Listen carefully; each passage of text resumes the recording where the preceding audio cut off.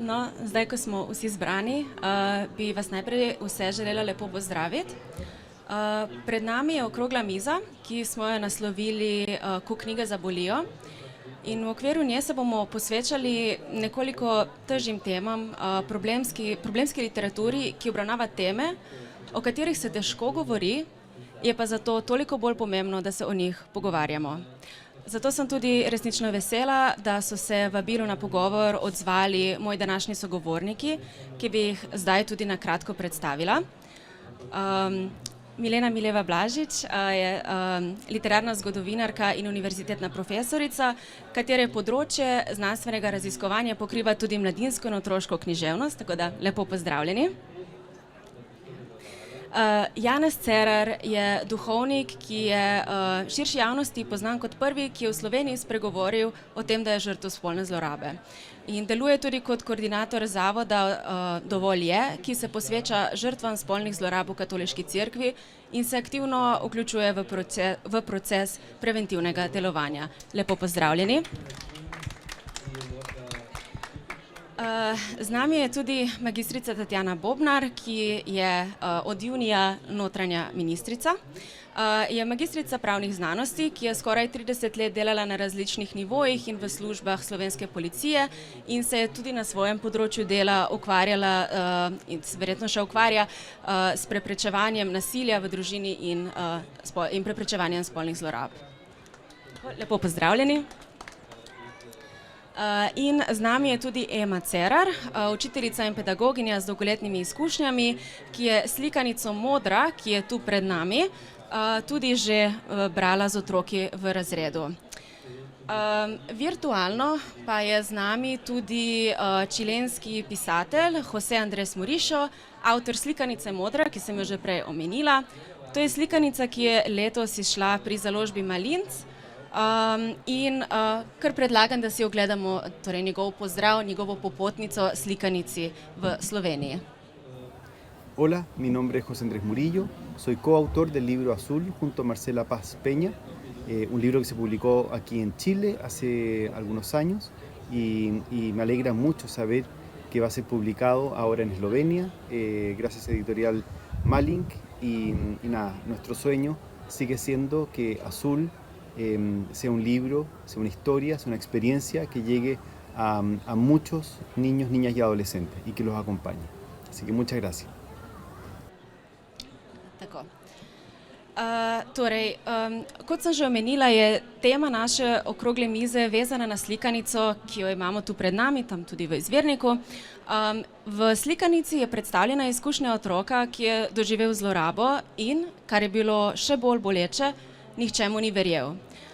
Tudi sama si bom slikanico, torej jo bom vzela za izhodišče našega pogovora, na to je pa tudi vezano moje prvo vprašanje za gospo Blažič, in sicer, kako nam lahko literatura, oziroma v tem primeru otroška literatura, pomaga pri odpiranju tem, ki so vezane na izkušnje, ki jih otroci pravzaprav ne bi smeli imeti?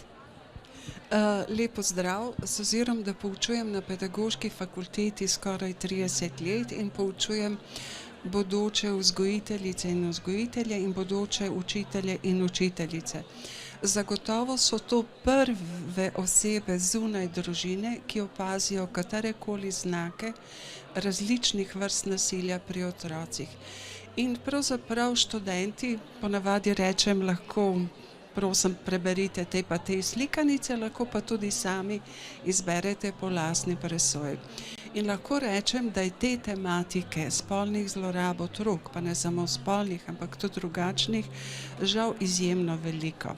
Pomembno pri teh slikanicah je, da se problemsko ukvarjajo s tematiko, nikakor pa ne problematično. Slikanice, glavni namen slikanic, to je neke vrste literarizirana biografija ali avtobiografija, da odpirajo probleme, ne da jih rešujejo. Te slikanice so večinoma razen nekaj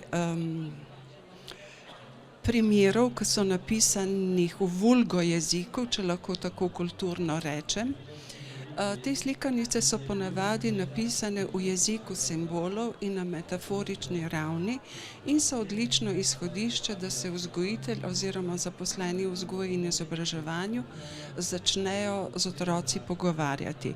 Vendar njihova dolžnost, kar bo verjetno prijateljica Tatjana, ki je odlična bralka, tudi povedala, pomembno je, da te stvari ne ostanejo ali doma ali dolžnost poročanja. Torej, slikanice so odlično izhodiščno gradivo za pogovor ne samo o tej tematiki, ampak pri drugih.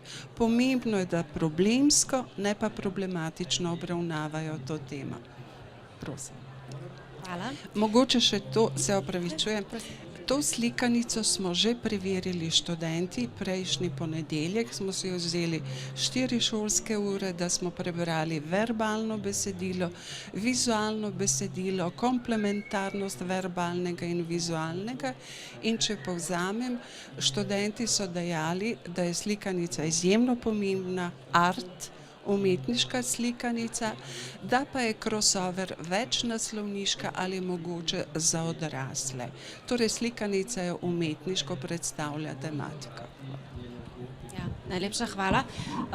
Torej, moje naslednje vprašanje je namenjeno vam, gospod Cerar. Vi ste kot pedagoginja knjigo torej že preizkusili v šolskem okolju, kjer ste jo brali skupaj z otroki. Ste pri tem uporabili kakšno posebno strategijo oziroma kaj je mogoče tisto, kar morate imeti kot pedagog v mislih, kadar berete slikanico, kakršna je modra? In kakšni so bili odzivi otrok? Vas je mogoče kateri presenetil? Hvala lepa. Slikanica je mnogoplastna. Pušča prostor, dopušča možnosti ogromno, posebej nagovarja z neko veliko močjo. Z močjo, ki dopušča, da je vsak izbere, kolikor zmore, bom rekla. Jaz sem ravno v petek dobila vprašanje, če je to knjiga zgolj za male otroke. Nisem želela odgovoriti na to vprašanje, ker pa ne bom zdaj tega pojasnevala, ker je predolgo, ampak pogovarjali sva se 2 odrasli osebi.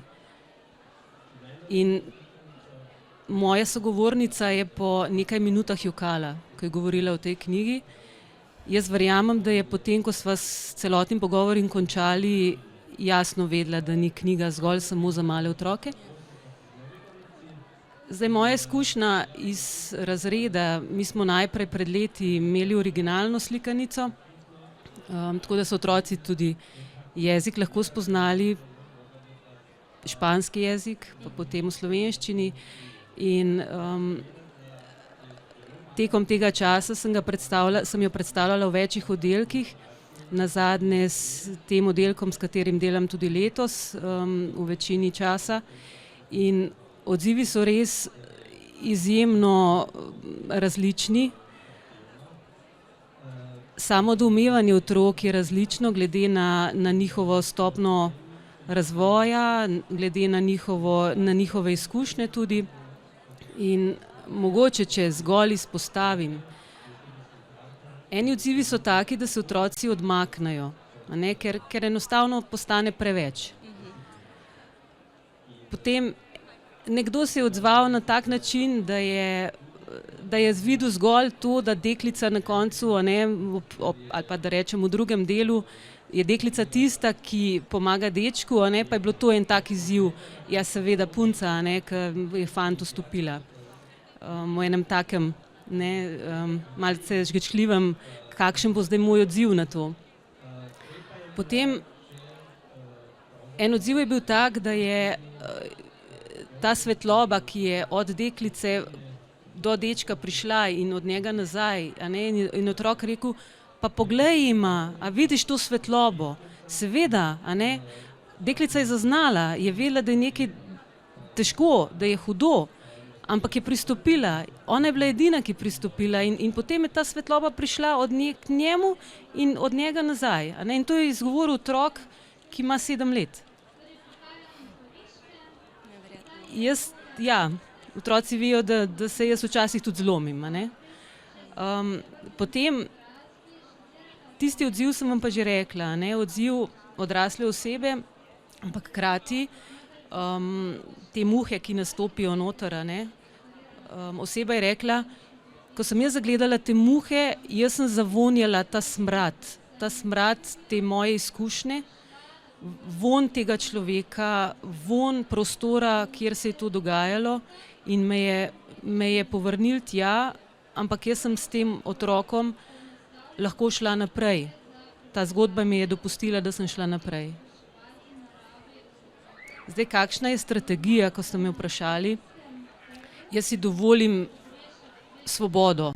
Ne? Jaz pravim, da otroke je zelo dobro pri taki literaturi poznati skupino otrok, ki jih predstavljaš, zato da si zmožen tudi te njihove odzive, doživljanja spremljati hkrati, ker prihaja z njih hkrati in moraš biti vajen tudi tega, da jih slišiš več naenkrat in da se na tisto, kar je pomembno, da se tudi odzoveš. Zato ne znam si predstavljati, recimo, če otrok ne bi poznala, da bi kar nekam prišla, pa to predstavlja. Mislim, da je potrebno varno okolje preustvariti, zato da to lahko dovoliš, ker ja, odzivi so pa intenzivni. Ja, to si lahko, mislim, da vsi tukaj zamislimo. Hvala. Najlepša hvala.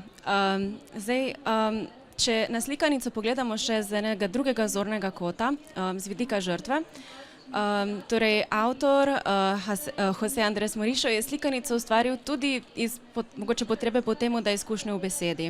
In na okrogli mizi v Mozirju, kjer sta prisostovala tako avtor kot Janez Cerar, je opozoril tudi na to, da imajo žrtve v resnici več razlogov za molk kot razlogov za to, da spregovorijo. Govoriti namreč zahteva ogromno poguma.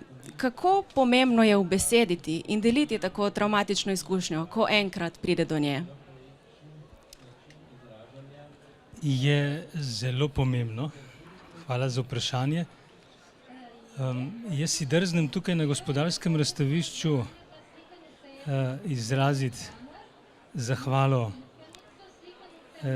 najprej prijateljstvu s José Andresom, potem sestri Emi za to sestrinsko in strokovno pomoč, potem gospe Barbari in založbi Malinc, ki je v tej knjigi prepoznala pomembno delo dveh avtorjev. In hvaležen, ker lahko zaznam ob sebi tudi zanimivo predstavnice. Ženske ste tukaj veliko pred moškimi, institucij tako državnih kot izobraževalnih, ki lahko cerkvi kot inštituciji pridejo na pomoč. In mi se pa trudimo, da bi vodstvo cerkve to prepoznalo kot nekaj pomembnega.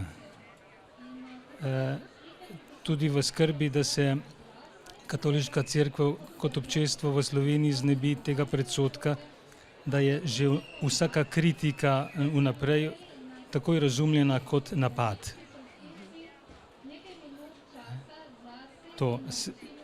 In ko bodo žrtve, rekel vsaj vse ne moramo zahtevati, ker to seveda zahteva oseben pogum, ampak ko bodo začutile ta varen kraj, o katerem je govorila Ema, potem bodo spregovorile.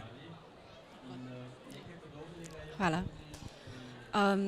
Torej, pisanje je za marsikoga izjemnega pomena pri soočanju s travmami in bolečimi dogodki in kot smo torej ugotovili, je tudi Modra v nekem oziru prav to. Moje vprašanje je naslednje za vas, gospa Blažič. Kako lahko literatura pomaga pri predelovanju travm? In če to vprašanje poskusim še nekoliko razširiti, kako je lahko to predelovanje drugačno, ko govorimo o slikanici, kot torej pri avtobiografski literaturi? Prvič je zelo pomembno, pravzaprav, da je slikanica. Vprašanje, ni vsaka slikanica, ki je namenjena otrokom, tudi otroška, ker dostikrat so to self-help, knjige za samopomoč ali samoterapija Jaz ponavadi tako ravnam. Posvetovala sem se z relevantnimi osebami.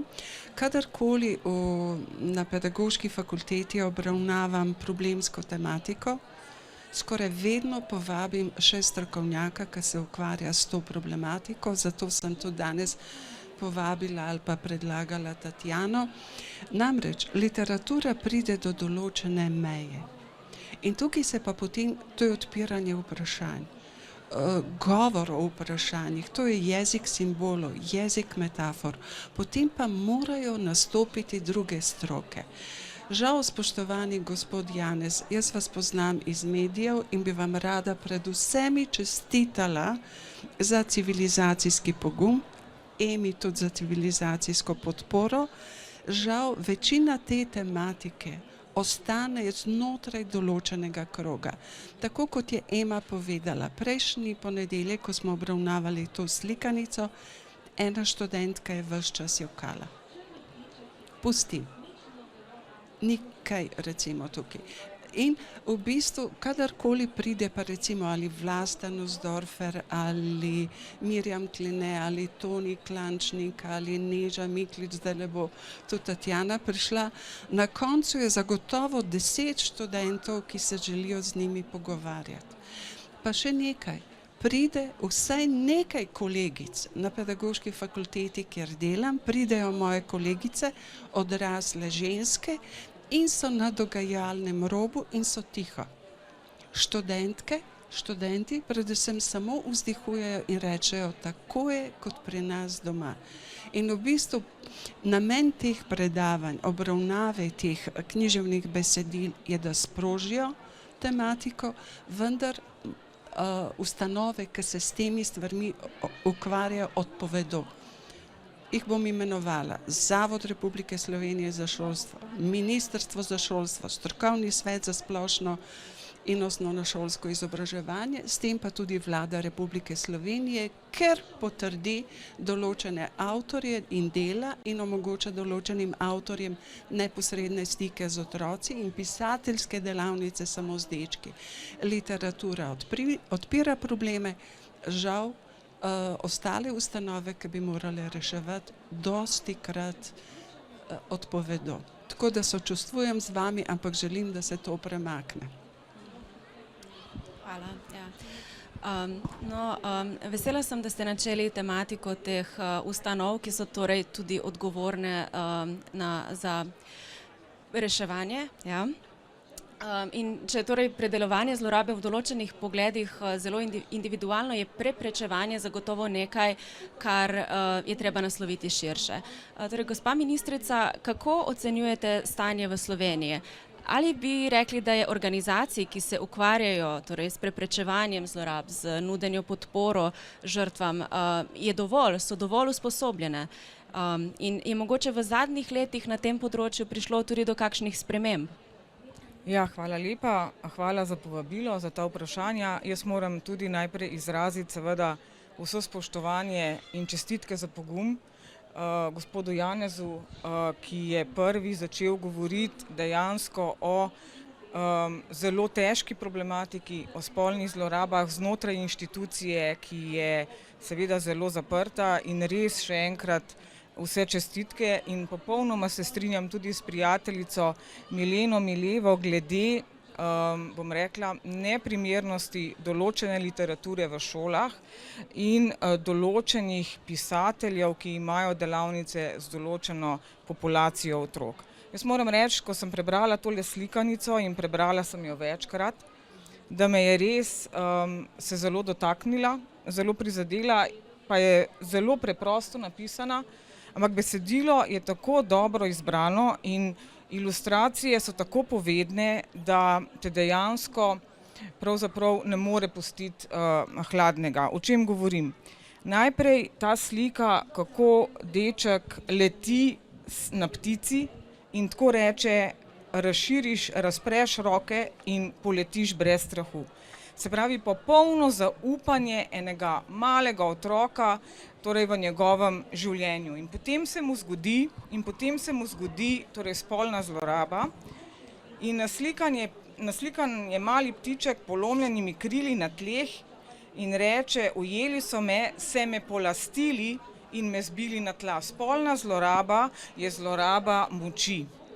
In naslednja, kar je zelo povedna, je stran, kjer on sam seboj obračunava in si govori, da je sam kriv, da je popolnoma sam, da je osamljen, da je očitno on prispeval k temu. Se pravi, išče krivdo v sebi. Otrok seveda nikoli, absolutno nikoli ni kriv, da je žrtev spolne zlorabe. In naslednja zelo povedna slika je ta, ko on sporoča staršem, sporoča v šoli, ampak njegova usta so zbrisana. Se pravi, nihče mu ne verjame, nihče ga ne sliši, na koncu že sam v sebe dvomi. In potem ta deklica, ki najde pot do njega, ki pride z lestvijo in ga potegne iz te spirale in najde zaupanje. In to je tisto, kar je tako zelo pomembno sporočati otrokom, predvsem pa državnim inštitucijam, ki obravnavajo spolno zlorabo otrok. In sicer prvo je, da otrok torej nikoli ne laže, lahko je zmanipuliran v določenih situacijah, nikoli pa ne laže. In otroku je potrebno absolutno verjeti. In kar je zelo pomembno strani državnih inštitucij, ne bom razlagala na veliko in na široko, vrsto let sem se ukvarjala s spolno zlorabo otrok, z nasiljem v družini, z nasiljem nad ženskami. Še kot kriminalistka, takrat smo pred 30 leti orali ledino na področju usposabljanja policistov in kriminalistov za obravnavo spolne zlorabe otrok, skupaj s tedaj cenjeno tudi Katjo Bašič. Tedaj je bila zaposlena še v kriminalistični policiji in skupaj, bom rekla, smo orali ledino na tem področju. Pomembno je seveda, da državne inštitucije ustrezno obravnavajo žrtev, ustrezno obravnavajo otroka, preprečijo nadaljnjo sekundarno viktimizacijo in preprečijo nadaljnjo zlorabo. To je zelo pomembno. Zakaj? Ker seveda vse take zlorabe puščajo neslutene posledice na otrocih. In naša naloga kot državnih inštitucij, kot celotne družbe je, da tem otrokom, da žrtvam spolnih zlorab, žrtvam nasilja v družini povrnemo nazaj njihovo življenje, kontrolo nad njihovim življenjem, varnost, predvsem pa dostojanstvo.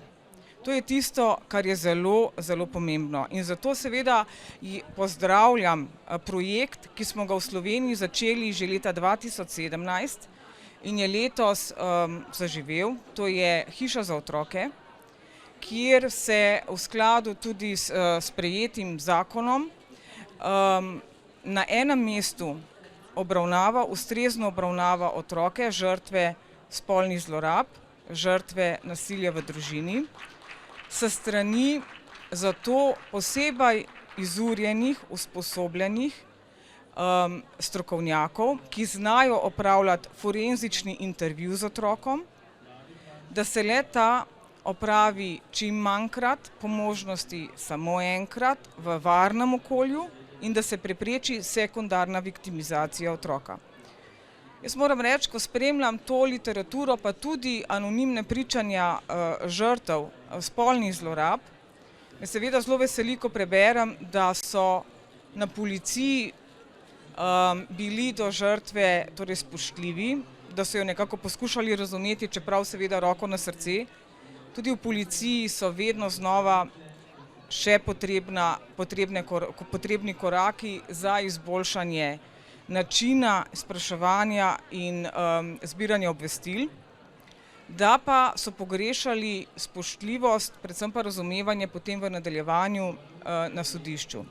In to zelo velikokrat povejo žrtve spolnih zlorab ali nasilja v družini. Zato je ta Hiša za otroke tako zelo pomemben projekt in prepričana sem, da bo doprinesel k temu, da bomo zmanjšali sekundarno viktimizacijo žrtev spolnih zlorab na minimum. In to je tisto, kar je zelo pomembno. Potrebno se je zavedati, da policija letno obravnava približno 110 oziroma 120 kaznivih dejanj spolnih napadov na osebe mlajše od 15 let, se pravi, ko so žrtve spolnih zlorab res otroci, tisti najmlajši, ko bi jih morali najbolj varovati. in da ni pravila, kdo je žrtev, kdo je storilec. Storilec je lahko kdorkoli, iz katerega koli, bom rekla, okolja, poklica. Se pravi, in tudi na storilca so dostikrat vezani razni miti, torej še enkrat, storilec je lahko kdorkoli.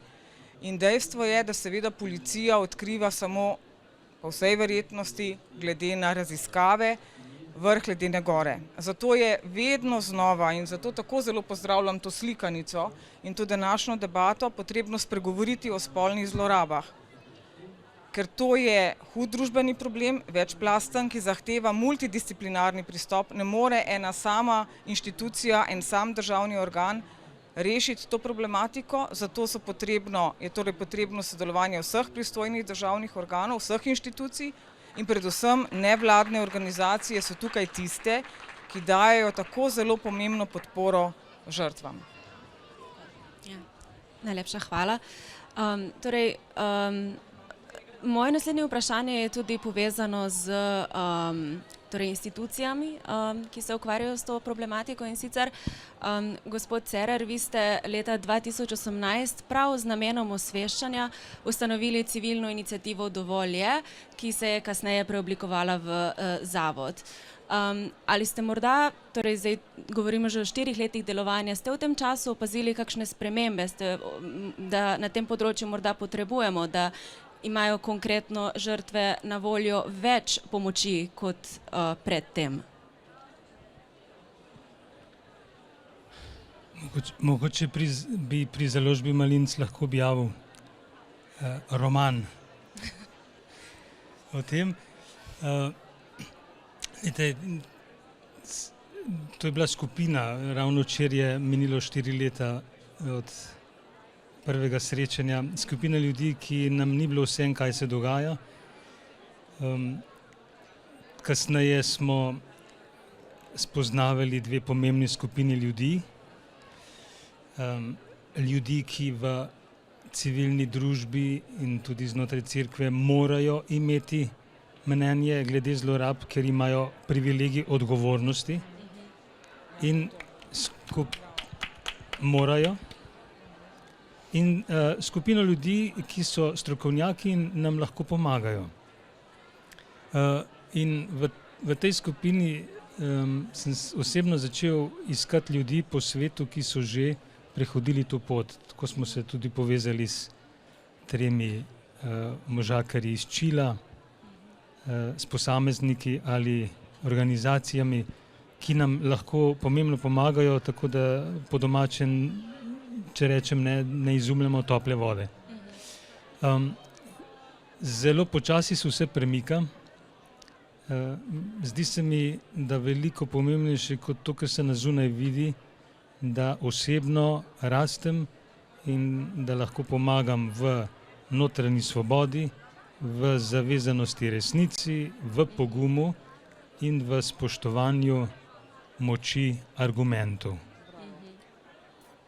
Bom tako rekel, kot pri pridigi ob nedeljah, amen. Za tem stojim.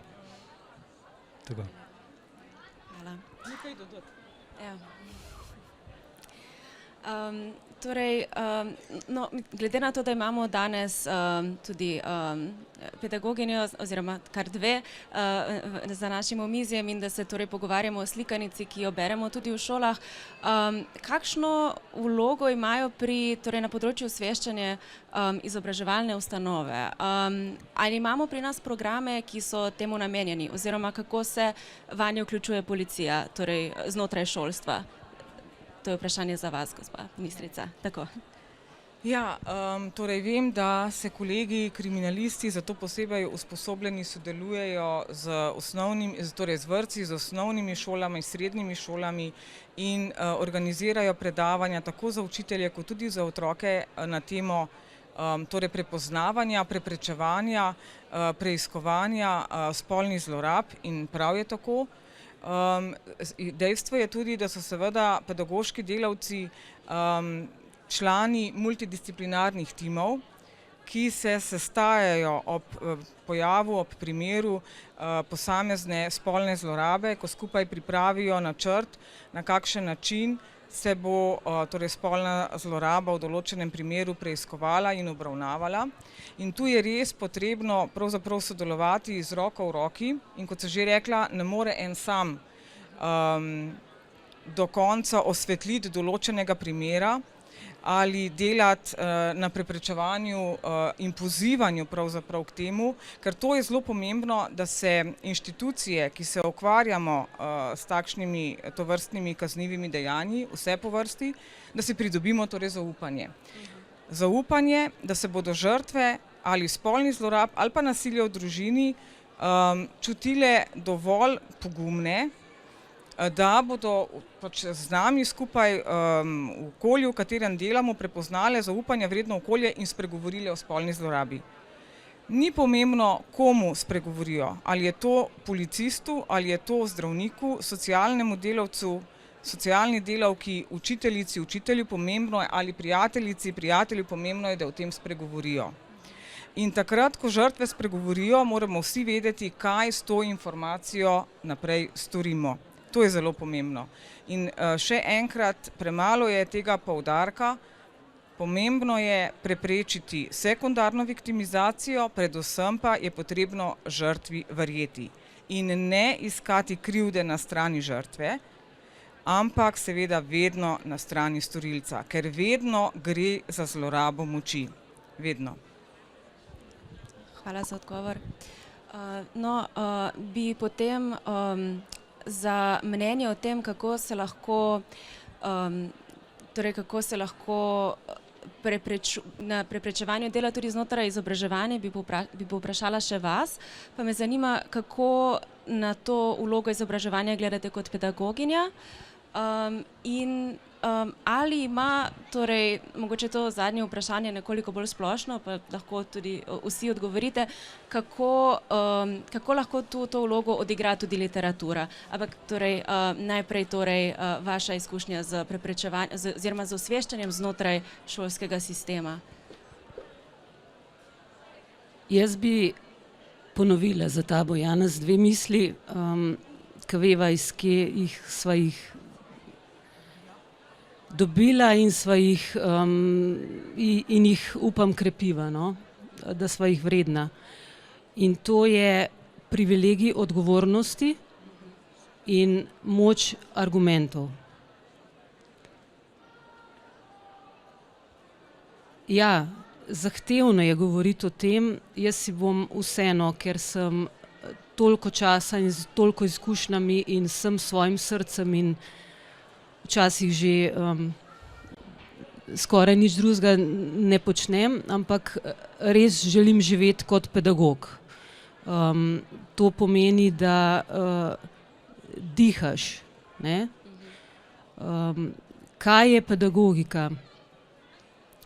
Mene žalosti, da je prostor vzgoje in izobraževanja, tukaj gledam na celotno vertikalo, postal prostor pogosto nečesa drugega, kot bi pa moral biti in za kar se razglaša. Zdaj varovanje otrok, a veste, danes tukaj sedimo ljudje, ki imamo izkušnje z tega področja in ki govorimo prav z močjo argumentov. To ni zgolj nekaj, kar mora biti, kar se prav sliši, kar enostavno vsi pričakujemo, ker potem, ko v praksi gledamo, tako kot ste vi, gospa Tatjana, izgovorili, povedali, tudi v policiji, da tudi med pedagogi imamo ljudi, ki ravnajo popolnoma nasprotju z varovanjem. Zato je naša pot še zelo zahtevna. Jaz se ne vdam, jaz vem, da 100% ne bo nikoli varno za vse, ampak mislim, da je ta bojevitost ne bojevitost sama po sebi, ampak zato, da vemo, zakaj se borimo in vemo, da ko govorimo o otrocih, moramo vztrajati, ker delamo za prihodnost. In želim si, da bi vzgojno-izobraževalni prostor enkrat, nekoč, ampak ne zgolj v sanjah, zelo spoštujem založbo Sanje, res iskreno, ampak kar zdaj želim reči, ne da zgolj o tem govorimo in nekaj sanjarimo, ampak delamo na tem, da bo danes niso več tako zelo pomembna neki fakti. Ne? Če smo zgolj na faktografskem znanju, ki ga imamo v naših učbenikih in delovnih zvezkih, tako ne morje, oceane, ampak bomo otroke učili spoznavati sebe, iskati pot do drugih, ko bodo okrepljeni in bo omogočeno že v osnovi, da bojo smeli postavljati vprašanja, da se bo od njih terjalo, da se postavlja vprašanja, da bodo tudi dobili odgovore, da se bodo učili kritične misli. In jaz si zelo želim, da bodo ti mladi imeli tudi civilni pogum, zato da bodo takrat, ko bo v družbi nekaj narobe, ko bodo to zlorabe, pa tukaj le govorim na splošno o mnogovrstnih zlorabah, znali reči, dovolj je, tega ne sme biti. In da bodo imeli odprto srce in za tiste, ki so to doživeli in jim bodo ostali ob strani. Ker mnogo ljudi je še vedno tako, kot nam ilustracije Marcele Paspenja zelo jasno povedo. Nekaj gledajo, opazujejo, se o tem pogovarjajo, ampak nihče ne stori nič. To si želim za ta naš prostor, vzgojno-izobraževalni in tudi širše v naši skupnosti. Hvala. Hvala vam za to misel. No, bi mogoče glede na to, da imamo še nekaj minut, bi mogoče najprej vprašala, če bi kdo od sodelujočih želel kaj dodati. No, prosim, kar. Opravičujem se. Tukaj so ta motiv ali simbol muh je bil nekajkrat omenjen. Pravzaprav tukaj gre, si drznem hipotetično trditi, da pravzaprav tukaj gre za intertekstualno povezavo z Williamom Goldingom, Nobelovim nagrajencem, in njegova knjiga Gospodar muh pač velja za knjigo, ki govori ravno o tej tematiki. Zdaj pa ena regresija. To pomeni, da je avtor ali ilustrator, da imajo drugo znanje in da ne sklepajo linearno, vertikalno, ampak diagonalno. Na 200. obletnici Andersena v Londonu sem srečala znanstvenika, psihiatra Michael Fitzgeralda in sem ga vprašala pač o Williamu Goldingu, kako oni rešujejo te stvari, ker tudi pri nas, če gre za avtorje, ki so živeli v 19. stoletju, pač Lewis Carroll, James Matthew Barrie, Oscar Wilde, ki so imeli obsežne datoteke, kako oni ravnajo, ko gre za živeče storilce, je rekel, v enem tednu bi to rešili. Kot primer je navedel Nobelovega nagrajenca s tem romanom Gospodar muh, ki Nobelov nagrajenec, ampak ni smel iti po osnovnih šolah. To je pač ta rešitev. Pri nas pa ravno obratno, organizacija A prelaga odgovornost na B, na C, in to je hotena nevednost kot znamenje nesprejemanja odgovornosti oziroma nočejo sprejeti privilegija odgovornosti. To so te muhe. Najlepša hvala še za tole opazko oziroma to pojasnilo. In morda še kdo od gospa? Ja, takele slikanice in nasploh knjige so zelo pomemben medij, tudi kar se tiče spolnih zlorab, zaradi tega, ker seveda, ko bereš knjigo, kakršnokoli, in ta slikanica je primerna, po mojem mnenju, tako za otroke, kot seveda tudi za odrasle, ko bereš knjigo, vedno doživljaš sam sebe oziroma greš v svoj notranji svet in razmišljaš in se lahko poistovetiš, postavljaš si vprašanje, iščeš rešitve. In tako kot je povedala kolegica, je dejstvo seveda, da je o tem potrebno spregovoriti in prevzeti ta privilegij odgovornosti. In seveda niso vsi pisatelji, daleč od tega, da bi se šli cenzuro, Tukaj ne gre za nobeno cenzuro, ampak niso vsi pisatelji primerni za to, da se pogovarjajo v osnovnih šolah z otroci o spolnih zlorabah. Kot tudi niso vse knjige primerne za to, da jih otroci kot mora biti obvezno literaturo v osnovni šoli berejo. Na temo spolne zlorabe je potrebno z otroci spregovoriti na primeren način. Takšna slikanica je zagotovo primerna, pa ne da bi delala zdaj, bom rekla, reklamo, ampak način, na kakšen način ta slikanica nagovori odrasle, torej strokovnjake, starše, učitelje, policiste, socialne delavce, zdravnike ali otroke, je tisti pravi način. Ker, kot še enkrat poudarjam, znati se je potrebno pogovarjati z otroci o teh temah, niso enostavne teme, zato, da ne povzročimo sekundarne viktimizacije ali pa da pri otroku ne povzročimo občutka krivde, sramu in tega seveda, da mu kdo ne zaupa. Tako da literatura je absolutno zelo, zelo pomembna, ko govorimo o preprečevanju ali odkrivanju spolnih zlorab ali nasploh nasilja nad otroci. Zato, da imamo argument, da tako rečem, argument stroke in zato, da prevzamemo odgovornost, da zaščitimo žrtve spolnih zlorab. Bi želeli k temu še kaj dodati? Samo eno misel. José Andrés, avtor besedila, je eden od 3 mož, ki so papežu Frančišku leta 2018 odprli oči, srca, da je začel razumevati globino zlorab v katoliški cerkvi. Imajo izjemne zasluge za nastanek pomembnih dokumentov,